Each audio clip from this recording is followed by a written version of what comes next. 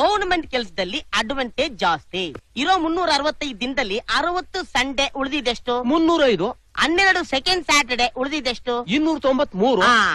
ತಿಂಗಳಿಗೆ ಒಂದು ಹಬ್ಬ ಅನ್ಕೊಂಡ್ರು 13 ಹಬ್ಬ, 13 ದಿನ ಎಗ್ರೋಯ್ತು. 280. ಇದ್ರಲ್ಲಿ ಅವನ್ ಸತ್ತ ಇವನ್ ಸತ್ತ ಅಲ್ಲಿ ಸ್ಟ್ರೈಕು ಇಲ್ಲಿ ಬಂದು ಅನ್ಕೊಂಡ್ರು 20 ದಿನ ಎಗ್ರೋಯ್ತು. 260. 260. So ELU CLU without pay ಅನ್ಕೊಂಡ್ರು 70 ಡೇಸ್ ಮಟ್ಯಾಚ್. 190 ಡೇಸ್ ಇರೋದು. ಇದರಲ್ಲಿ ಬೆಳಿಗ್ಗೆ 10 ಗಂಟೆ ಬರೋನು 11 ಗಂಟೆ ಬಂದ್ರು ಯಾವ ನನ್ನ ಮಗನು ಕೇಳಲ್ಲ.